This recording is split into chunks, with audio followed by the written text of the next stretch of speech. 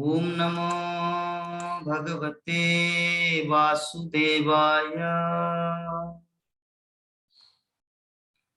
ओम नमो भगवते वासुदेवाय।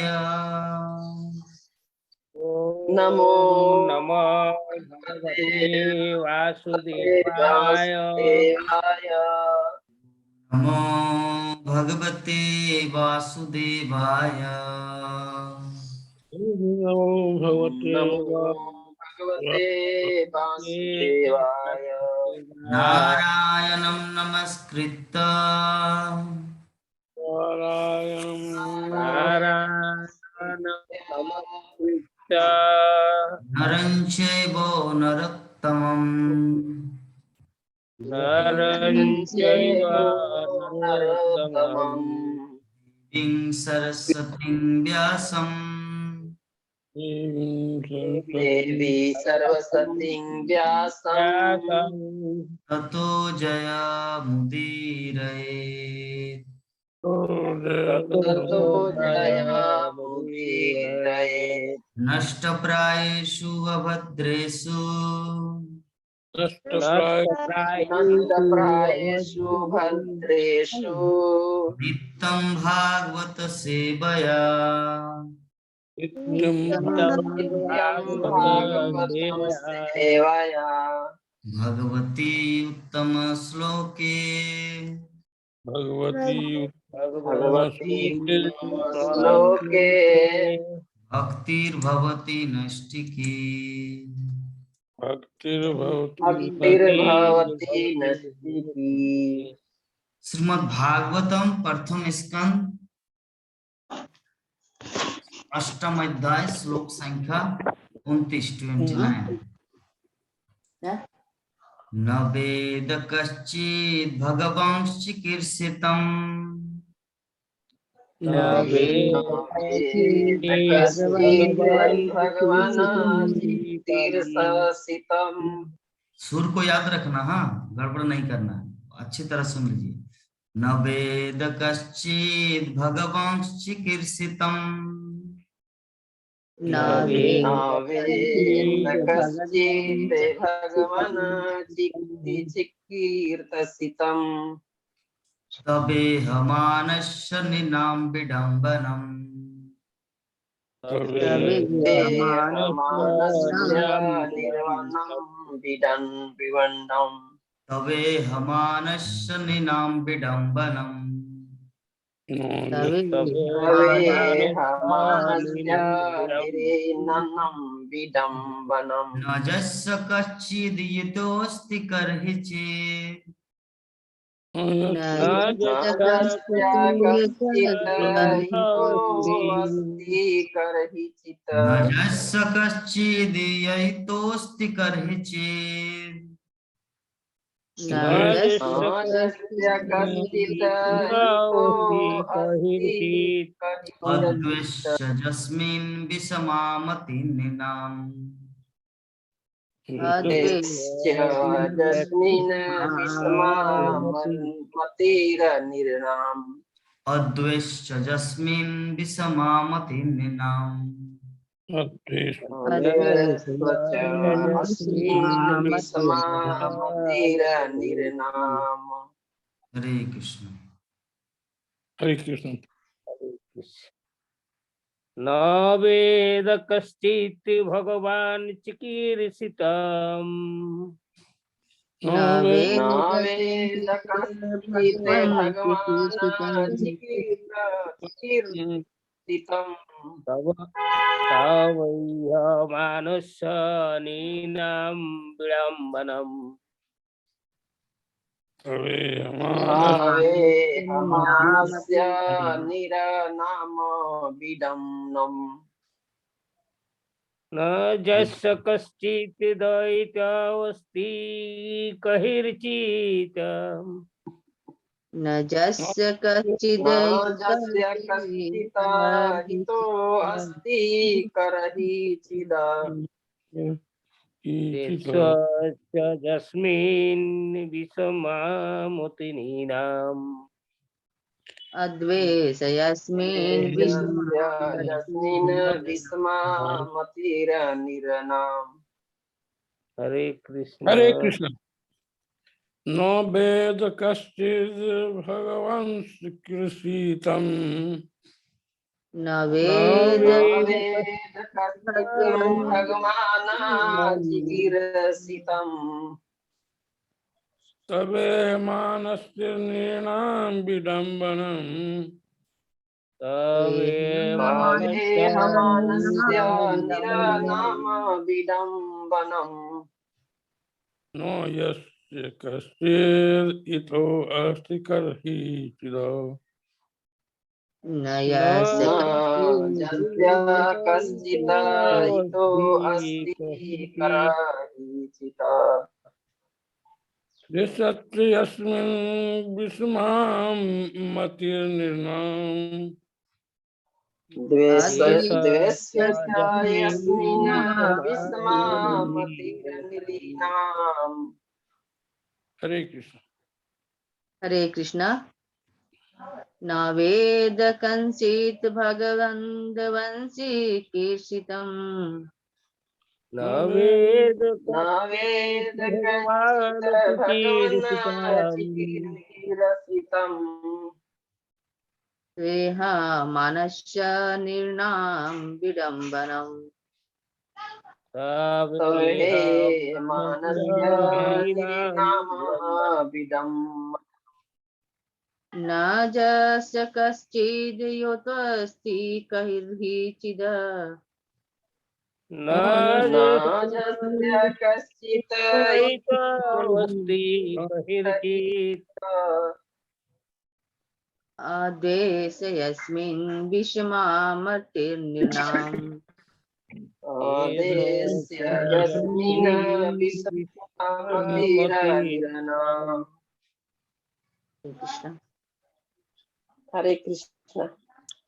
न वेद कञ्चित् भगवन् चिकीर्षितम् न न वेद कश्चित् भगवान् चिकीर्षितम् देहमानस्य निरीनाम विडम्बनम् तवे मानुष्यानीनां विडम्बनम् न यस्य कश्चित् हितो अस्ति क्रहीचित् न यस्य कंसिद् अस्ति कैर्हिचिद देश्च यस्मिन् विस्मामतिरनिरनाम् हरे कृष्ण। हरे कृष्ण। हाँ तो ठीक।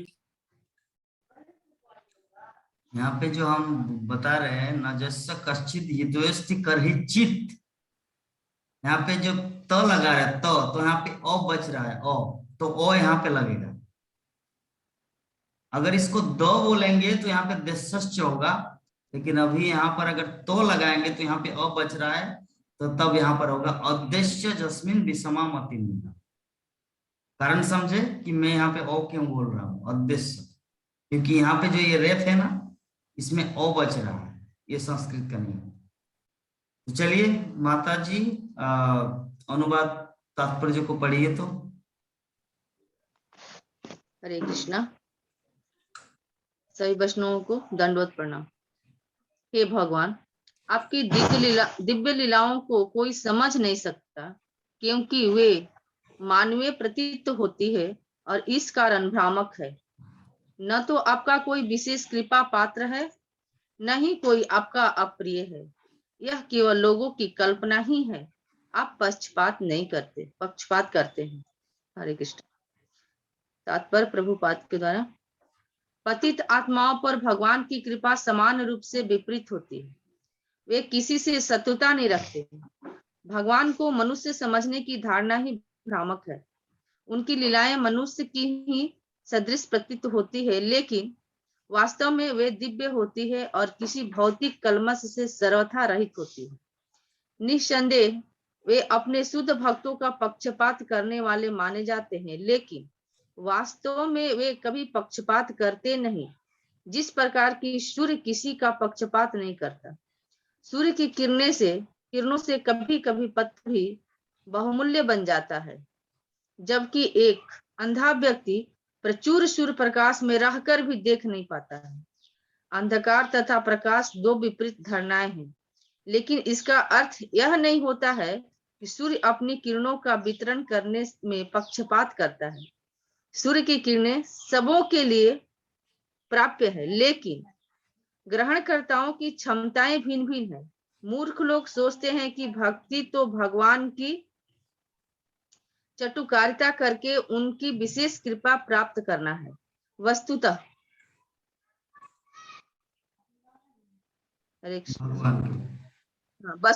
भगवान की दिव्य प्रेमय सेवा में लोग शुद्ध भक्त कोई व्यापारी समुदाय नहीं है।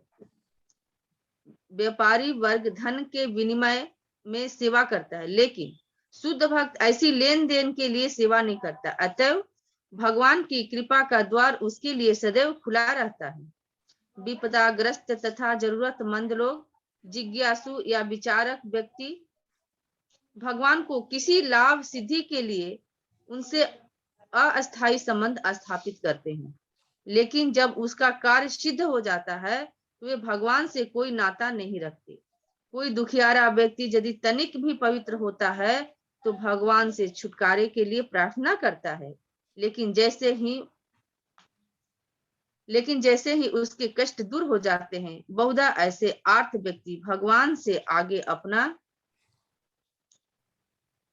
संबंध बनाए रखने की कोई परवाह नहीं करता।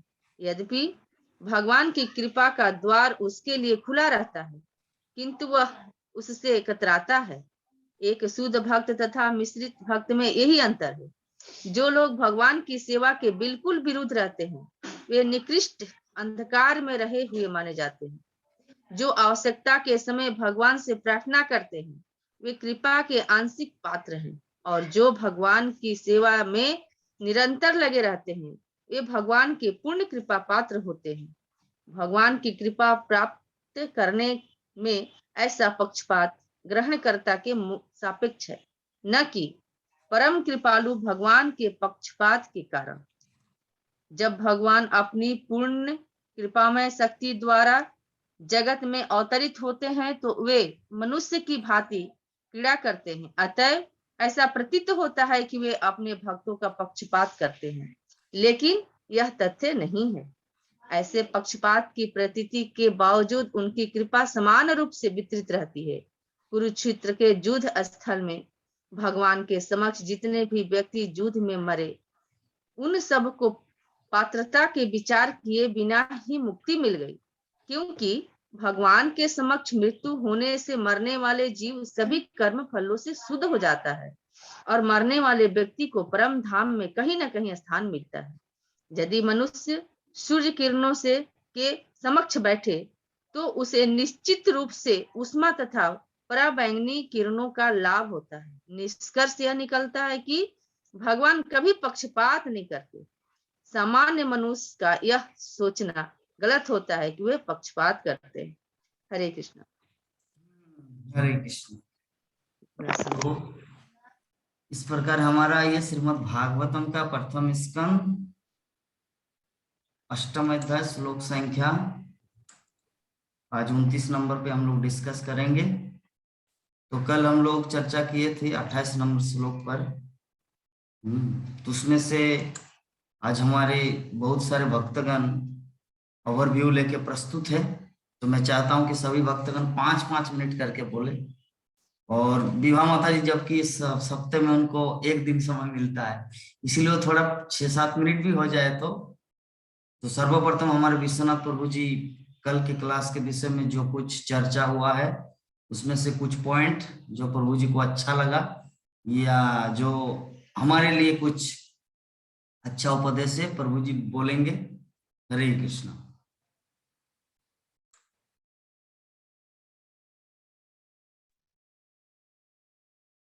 ये श्रीमद् भागवतम प्रथम स्कंद 8वां अध्याय 88 नंबर श्लोक। ये श्लोक में है, मन्येतम कालम ईशानम अनादि निधनम। ये जो अनादि निधनम विभुम शब्द है, ये अनादि है, मतलब कृष्ण भगवान। उसका वाद है समम चिरंतम सर्वत्र भूतानम। ये जो भूतानम शब्द है इस श्लोक में, ये भूतानम जात मीठ कली, मतलब ये श्लोक का अंदर ये बता रहा है, ये कुंती माता का ही भगवान का, परमेश्वर भगवान श्री कृष्ण का स्तुति है इसमें। ये परमेश्वर भगवान जो है ना, इसको ये नित्य काल स्वरूप बोल रहा है। ये परम नियंता है, ये आदि अंतहीन है, ये सर्वव्यापी है। ये सर्वव्यापी बोलते सर्वत्र है ही वो। तो ये कृष्ण भगवान का, जो श्री कृष्ण परमेश्वर भगवान का, ये कुंती महारानी ऐसे बोल रहा है उसको। और ये कृष्ण भगवान सकल प्राणी का ऊपर करुणा वितरण करते हैं, सकल प्राणी के ऊपर समान रूप से देखते हैं। तो ये श्लोक का ये है असली अर्थ। ये कुंती महारानी श्री कृष्ण पुत्र है, कुंती महारानी वो सब हुआ है। तो इसी का कारण से उसका अत्युक्ति नहीं कर रहा है, मतलब उसके लिए ज्यादा कुछ नहीं बोल रहा है। लेकिन ये आदि पुरुष है, ये अनादि है, ये अंतहीन है। तो यही बात उसको, ये शाश्वत है, ये सर्वव्यापी है, यही बात उसको कृष्ण के लिए प्रशंसा करे जा रहे हैं। ये कृष्ण का स्तुति है, कृष्ण भगवान का, उसका गुण का विवरण है। ये जो गुण उसमें है, ये सबका ऊपर समानता रखते हैं कृष्ण। लेकिन मनुष्य को ये समझना है, मतलब जो भगवान हमें दुख देते हैं, कोई सोचते हैं हमें सुख देते हैं, कोई भगवान का जो शुद्ध भक्त होते हैं, वो उसका भगवान का जो आशीर्वाद मिलते हैं, वो सबको समानता मिलते हैं। सुख दुख तो अपना अपना कारण से, अपना अपना कर्म फल से, अपना अपना कारण से मनुष्य को मिलता है। यही इसी श्लोक का यही असली बात यही बता रहा है कुंती महारानी। तो ये सुख दुख मनुष्य अपना हिसाब से लेते हैं, अपना हिसाब से मिलता है उसको, उसका कर्म का हिसाब से मिलता है। हरे कृष्ण प्रभु। और माता जी बोलेंगे। बहुत सुंदर प्रभु जी। इसके बाद हमारे नंद किशोरी माता जी बोलने की कृपा प्रदान करें कि कल हमारे क्लास में क्या वर्णन हुआ है। हरे कृष्ण। नंद किशोरी माता जी। हरे कृष्णा प्रभु जी। प्रभु जी, सभी भक्त लोग के दंडवत प्रणाम। आपको भी प्रभु जी। प्रभु जी, आपने कल बताए थे कुंती देवी कह रही हैं कि भगवान कृष्ण न उनके भतीजे हैं और न उनके पितृकुल के सामान्य परिवार का कोई सदस्य है।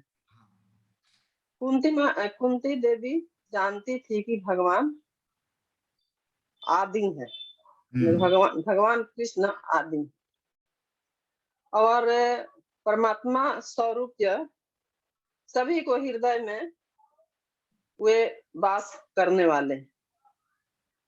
और भगवान सभी को ये हृदय में वास करने वाले हैं, और सुख दुख तो भगवान मतलब अपना निर्धारित करके रखे हुए हैं। सभी को कर्मों के फल ही मिलते हैं, वो तो सब भगवान अपना निर्धारित किए हैं। भगवान कोई कहे कि हम ये पाप कर रहे हैं, ये कर रहे हैं, हम भगवान नहीं देखते हैं या कोई नहीं देखता है, लेकिन उनके कहना गलत है। हम किससे छुपा करके करेंगे? भगवान तो सब कुछ देख रहे हैं। आदमी से छुपा देंगे, कोई भी काम करेंगे, पाप पुण्य या और भी बहुत कुछ है, किसी को नजर से भी छुपा देंगे, लेकिन भगवान के नजर से नहीं छुपा सकते। भगवान तो सब कुछ देखते हैं, भगवान सर्वव्यापी हैं।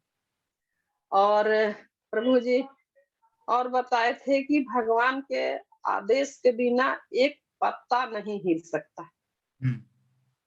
जो भी करते हैं भगवान, भूत वर्तमान भविष्य जो भी करते हैं वे सब मतलब अच्छे करते हैं। केवल आदमी का समझ है कि भगवान हमको बहुत दुख दिए है, या भगवान के हम इतना ये जप कर रहे हैं, ये भगवान के नाम ले रहे हैं, लेकिन हमको भगवान क्यों दुख देते हैं? लेकिन प्रभु जी वे जानते नहीं हैं कि भगवान तो वो सब कुछ करते हैं। जो हम कर्म किए हैं, पिछले जो कर्म किए हैं, उसी का फल हमको मिल रहा है, भोग रहे हैं। लेकिन आदमी नहीं समझता है, भगवान के दोष देता है। प्रभु जी और भी है, माता जी बताएंगी, विभा माता जी। हरे कृष्णा प्रभु जी। बहुत सुंदर माता जी। तो अभी हमारे बीच में हमारे प्राण मोहन प्रभु जी बोलने की कृपा प्रदान करेंगे। हरे कृष्णा। कल हमारे क्लास में क्या चर्चा हुआ था?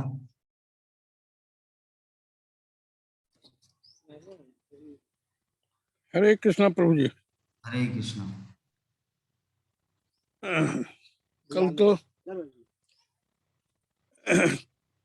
कल तो जो चर्चा हुई वो करीब करीब माता जी और प्रभु जी सब बता ही दिए हैं प्रभु जी। और आज थोड़ा हम बिजी हैं कुछ दूसरे काम में। धान का मेजरमेंट करवा रहे हैं थोड़ा सा, तो एक पॉइंट भी नहीं बता पाएंगे? बाद में बताएंगे प्रभु जी। ठीक है, अच्छा ठीक है, बाद में तो बताएंगे, लेकिन आपको मैं 2 बार फोन किया हूँ, नंद किशोरी माता जी को 3 बार फोन किया हूँ। आप लोग अच्छा। पता होना चाहिए कि जब मैं किसी दिन पार्टिकुलरली 2 बार रिपीटेडली फोन करता हूँ, इसका मतलब कुछ इंपॉर्टेंट, तो फोन आप लोग कॉल बैक नहीं करते। विश्वनाथ प्रभु को फोन करते, अगर उसका मोबाइल घर में रहता तो वो कम से कम 2 घंटा बाद मुझे रिटर्न करते। विभा माता जी को कॉल करते थे, कम से कम रात में भी आके मुझे एक बार फोन रिटर्न करते। लेकिन आप दोनों, नंद किशोरी माता जी और प्राण मोहन प्रभु जी, आप दोनों फोन क्यों नहीं बैक करते, कॉल बैक नहीं करते क्यों? हम तो किए थे, हम एक 1.5 घंटा के बाद देखे, क्योंकि फोन हमारे पास नहीं थी, तो देखे तो हम फिर कह रहे हैं कि अभी हम फोन कर रहे हैं, प्रभु जी कोई काम में बिजी होंगे तो ठीक नहीं है, इसीलिए हम नहीं किए। बैक तो करते हैं प्रभु जी, बैक तो हम करते हैं। हम प्रधानमंत्री नहीं है कि संसद भवन में मीटिंग चल रहा है, आपका फोन आने से मैं डिस्टर्ब होगा। ठीक है, मेरे बोलने का भाव यही है। आज मैं सभी भक्तों से बात किया हूँ और हम लोग एक डिसीजन लिए है, विभा माता जी, विश्वनाथ प्रभु, राकेश प्रभु की, गीता माता जी की जो बेटी की जो शादी हो रही है 13 तारीख को, तो हम सभी भक्त मिलकर उनके लिए गिफ्ट देंगे। तो हमारे विभा माता जी का कहना है कि गिफ्ट अगर देंगे तो वो तो पोस्ट ऑफिस या डीटीडीसी करने से कांच वगैरह टूट भी सकता है, इसीलिए क्या करना है, हमारे ऑनलाइन भागवतम कथा ग्रुप की तरफ से उनको उनके अकाउंट में ट्रांसफर करेंगे। तो अकाउंट में ट्रांसफर करेंगे मनी, तो उसमें से न्यूनतम माता जी बोले हैं 1101 रुपया करके, ठीक है। और अगर उनमें से कोई कुछ कितना 1101 रुपया, ठीक है। और अगर किसी भक्त का कुछ आनाकानी हो तो वो कम भी कर सकते, 501 रुपया भी है, जो भी है, लेकिन ठीक है, क्योंकि गीता माता जी की अंतिम पुत्री है, उनका कोई पुत्र नहीं है, तो इसीलिए हमारे भक्तों की फैमिली की तरफ से एक सप्रेम भेंट। यद्यपि यद्यपि गीता माता जी अपने आप में स्वयं संपूर्ण है, सूर्य देव को दीपक दिखाना जैसा होगा हमारा सेवा, है ना। लाख लाख रुपया खर्च करेंगे कहाँ हमारा, जो भी है। एग्जाम्पल के रूप में तो माता जी से मैं बातचीत किया हूँ, तो माता जी पहले नहीं नहीं नहीं नहीं बोल रहे, बहुत जिद, लेकिन लक्ष्मी उनको समझाए, तब उनके बाद माता जी एक्सेप्ट किए, बोले कि ठीक है प्रभु जी, मैं वो भक्ति का कृपा और आप सभी भक्तों का कृपा मान के मैं स्वीकार करूंगी, अन्यथा वो लेना नहीं चाह रहे थे। तो आप लोगों को क्या करना है बता रहे हैं हम। आज है 5 तारीख, तो 10 तारीख से पहले मेरे अकाउंट में डालना है और मैं गीता माता जी के अकाउंट में ट्रांसफर करूंगा, ठीक है। ये हमारा फाइनल डिसीजन हुआ है, क्योंकि पार्टिकुलरली अगर सभी एक एक करके खुद डालेंगे तो माता जी को पता नहीं चलेगा कि कौन कहाँ से भेज रहा है, और आप सबको तो माता जी के अकाउंट नंबर पता भी नहीं है मेरे पास से, तो इसीलिए हम सभी भक्तगण मिलकर ये गोपाल सिंह प्रभु, राकेश कुमार राय प्रभु, राकेश प्रभु, सभी मिलकर ये डिसीजन लिए हैं। तो प्राणमोहन प्रभु जी, आपका कुछ कहना है इस विषय में? नहीं प्रभु जी, जब सबका अति है तो हम अति थोड़े हैं, हाँ वही, लोगों से बाहर थोड़े हैं। अंशुमान प्रभु जी भी बोले हैं, प्रभु जी ठीक है, कंट्रीब्यूट किया जाएगा, ये तो हमारा कृष्ण भावनामृत परिवार है, ठीक है। और सर्वोपरि हमारे विश्वनाथ प्रभु जी का रिकमेंडेशन, अन्यथा और ठीक है उनकी, प्रभु जी। हाँ एक्चुअली मैं तो चाहता था कि कुछ गिफ्ट भेजे, लेकिन गिफ्ट सुविधा नहीं होगा, है ना, वो रास्ते में टूट भी सकता है डीटीडीसी कोरियर में। विश्वनाथ प्रभु जी, आप थोड़ा, आप तो मुझे बोले थे फोन में, लेकिन आप भक्तों को थोड़ा बताइए कि इस विषय में सही है ना? नहीं ठीक है, पैसा दे देना ही सबसे अच्छा है, सबसे बेस्ट पैसा ही दे देना है, भेज देना है। तो उसको बताना है कि आप लोग, हम लोगों का तरफ से आप खरीद लेना है जो भी चाहिए, हाँ हाँ, जो भी है एक चीज खरीदना है उसको, यही है, खरीदेंगे वो। तो गीता माता जी तो आपको जो बताया वो तो बहुत अच्छा बताया, बोलता है हमको ये पैसे का गिफ्ट नहीं चाहिए, हमको चाहिए आप भक्त लोग सब लोग भगवान के पास प्रार्थना कीजिए, वो सुखी रहे, बस वो तो हमारा करना ही है उसको। सब लोग अपना अपना मन से उसका बेटी का भगवत भक्ति लाभ करे और वो खुश रहे, ये बताना है उसको। हरे कृष्ण प्रभु, ठीक है, पैसा डाल देना है। हाँ प्रभु जी, डाल देंगे, बाद में वो आप ही उसको ट्रांसफर करवा देना है उसका अकाउंट में, हाँ आप ठीक, बात कर सकते हैं, ठीक। ठीक है।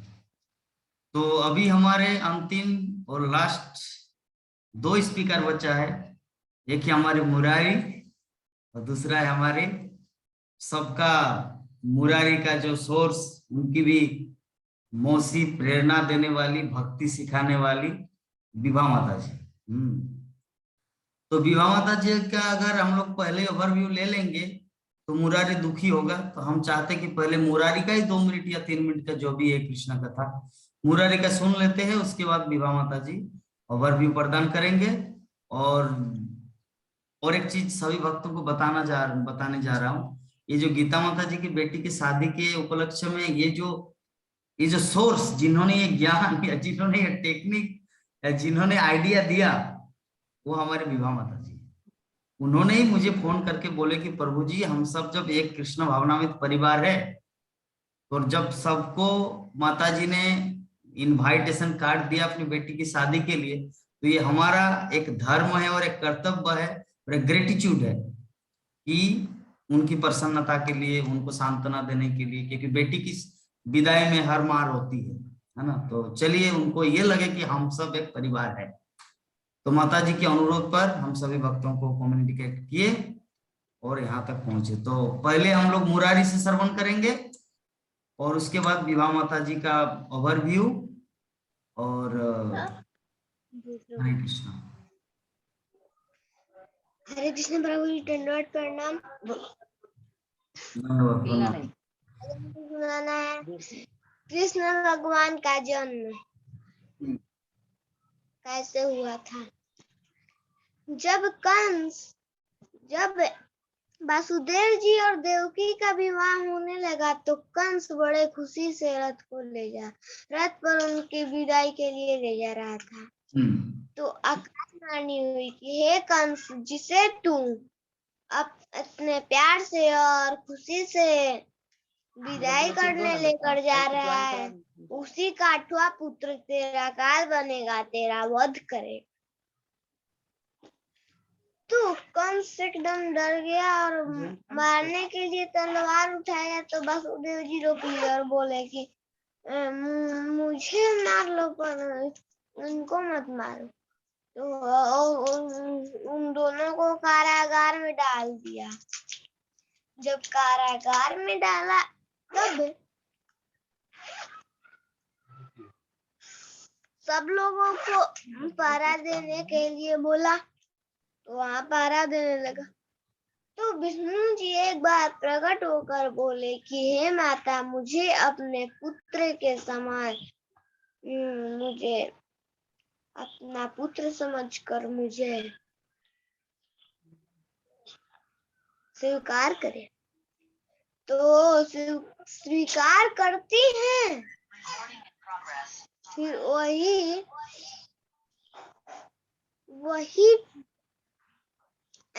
कृष्ण भगवान के पहला पुत्र फिर पहला पुत्र होता है तो उसे तो कंस मार ही देता था। दूसरा पुत्र हुआ उसको भी, तीसरा हुआ तो उसे भी, चौथा हुआ उसको भी मार दिया, 5वां हुआ उसको भी मार दिया, 6वां हुआ उसको भी मार दिया, 7वां हुआ उसको भी मार दिया, 8वां हुआ 7वां हुए थे बलराम जी, 8वां हुए कृष्ण भगवान। तो 8वां में कृष्ण भगवान हुए तो बोले कि हे माता, हम आपके पुत्र हैं, हमको गोकुल में लेकर चलिए। गोकुल में लेकर चलिए बोले।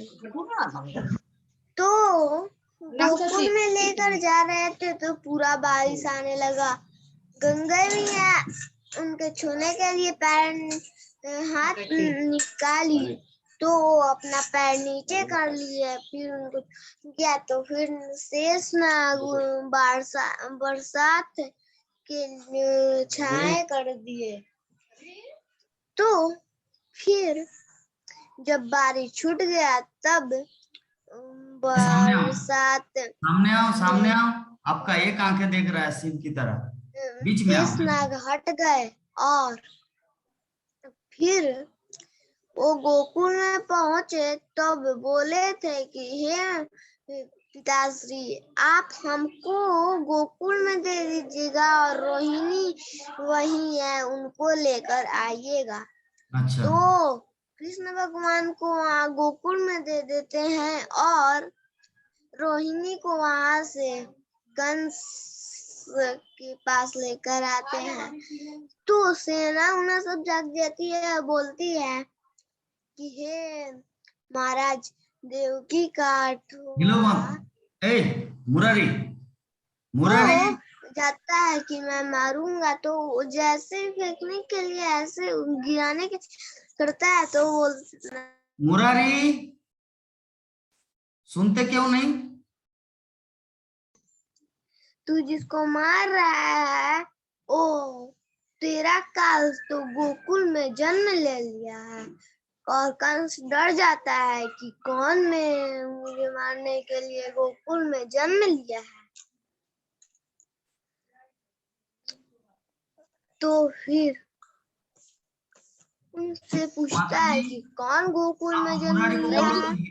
माता जी मुरारी को बोली हिलो मत। ड्यूटी निकल रहे, ड्यूटी। तो मुरारी को बोल के जाइए कि हिलना नहीं है, उतना प्रकार हिल क्यों रहे हो? कृष्ण भगवान का जन्म हुआ। ये सुनते क्यों नहीं रहे मुरारी, मैं जब आपको कुछ बोल रहा हूँ? समझ क्यों नहीं आ रहा?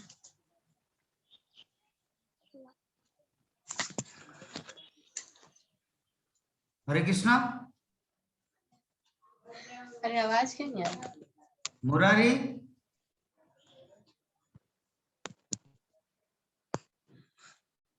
हरे कृष्णा।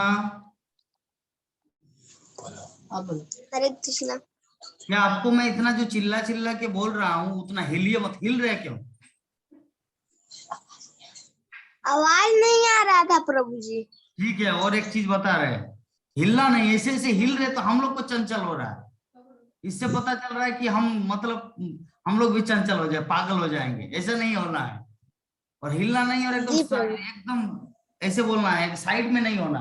अब ऐसे करके रहेंगे तो चलेगा? ऐसे आधा, आपका आधा आंख दिख रहा था, ऐसा नहीं, बीच में रहना है, ठीक है? और जब फिर वसुदेव ने मंदोदरी को रावण के बाद ऐसा करेंगे तो हम लोग तो डर जाएंगे ना। हिलना नहीं, ठीक है? अगले बार हिलना नहीं है, एकदम स्थिर ऐसे बैठना है। फिर वसुदेव रोहिणी माता को, फिर कंस के कारागार, ऐसे बोलना, ठीक है? ऐसे कर हिलेंगे तो हम लोग, अंडरस्टैंड, क्लियर, समझ? ठीक है, बहुत सुंदर कृष्ण कथा बोले। तो विभा माता जी कहाँ चले गए? विभा माता जी को पहले ही चांस देना चाहिए था, माता जी बोले कि ड्यूटी में निकल। कहाँ गए? मौसी चली गई है ड्यूटी। तो ड्यूटी की तो मेरा तो अपराध हो गया ना, आपको हम चांस ही नहीं दी। मैं सोचा अब रविवार का दिन आज रहेंगे। नहीं प्रभु जी, कोई अपराध नहीं है इसमें, क्या अभी लेट हो रहा था इसलिए। 4:30 बजे पहुंचना है, लेकिन अभी तो टाइम 4:30 हो गया।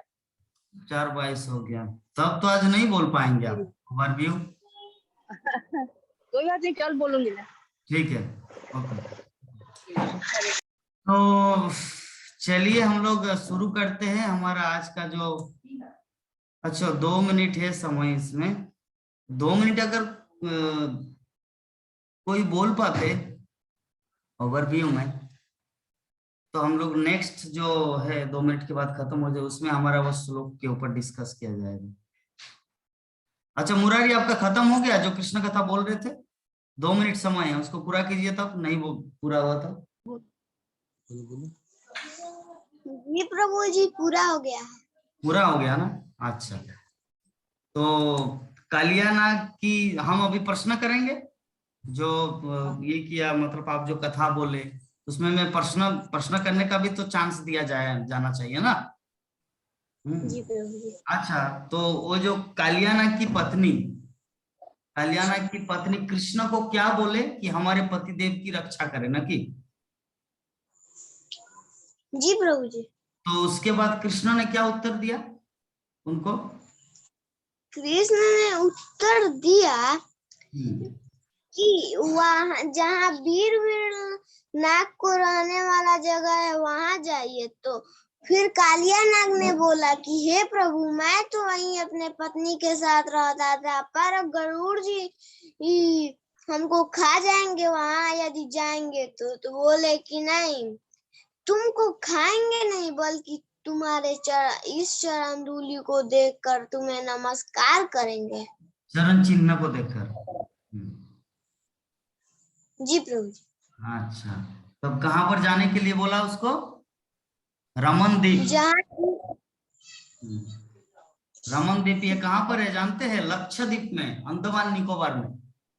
अंडमान निकोबार में रम्मा द्वीप है, वहां पे पहले कालिया नाग वास करते थे, ठीक है? तो वहां से वो यहाँ पर आया गरुड़ के भय से, क्योंकि गरुड़ देव को श्राप मिला था। हाँ, गरुड़ देव को श्राप मिला था कि जमुना जो कालिंदी तट है ना, वहां पर अगर वो गरुड़ देव आएंगे तो उसको वो मर जाएंगे। सौभरी मुनि का श्राप था। सौभरी मुनि क्या करते थे, वहां पे स्नान करते थे, तो गरुड़ देव आके मछली को पकड़ पकड़ के खाते थे, सांप को पकड़ पकड़ के खाते थे। तब सौरी मुनि ने श्राप दिया कि हे गरुड़, कि तुम ये छोटे छोटे मतलब प्राणियों को इतना कष्ट देते, उनको खाते हो, चलो अगर